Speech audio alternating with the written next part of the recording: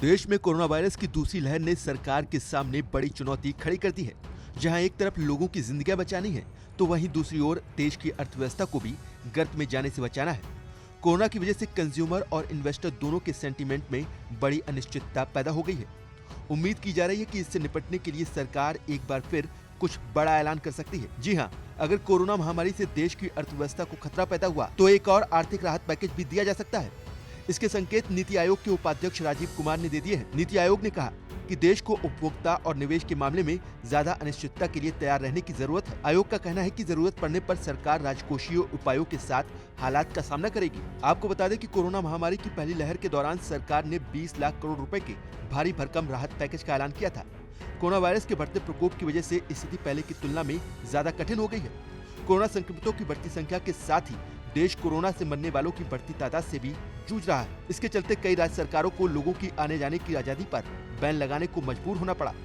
छोटे और मझोले कारोबारियों का धंधा एक बार फिर चौपट होता जा रहा है, जिस वजह से फिर देश को एक बड़े आर्थिक राहत पैकेज की दरकार है। 2020 में केंद्र सरकार ने कोविड के प्रतिकूल आर्थिक प्रभाव से निपटने के लिए आत्मनिर्भर भारत पैकेज की घोषणा की थी। इसके तहत सरकार ने 27.1 लाख करोड़ रुपए के अलग अलग प्रोत्साहन पैकेज दिए थे। ये देश की जीडीपी का 13% से ज्यादा था। राजीव कुमार ने कहा कि कोविड की दूसरी लहर का सर्विस सेक्टर्स जैसे कुछ सेक्टर्स पर सीधा असर पड़ा है। इससे आर्थिक वातावरण में अनिश्चितता बढ़ेगी, जिससे आर्थिक गतिविधियों पर सीधा और बड़ा असर पड़ने की संभावना है। ऐसे में हमें कंज्यूमर और इन्वेस्टर्स के सेंटीमेंट पे पैदा होने वाली बड़ी अनिश्चितता से निपटने के लिए तैयार रहने की जरूरत है।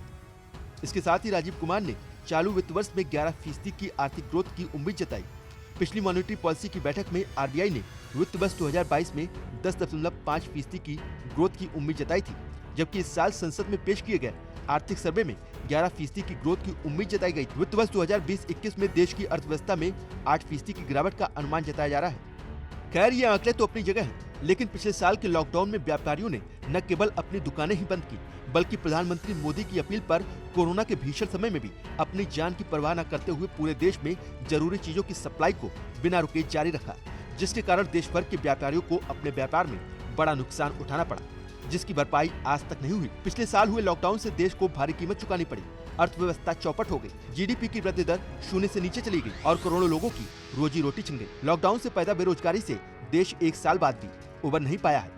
ये अलग बात है कि सरकार ने नौकरियां बढ़ने के आंकड़े भी पेश किए, पर इनकी हकीकत भी किसी से छिपी नहीं है।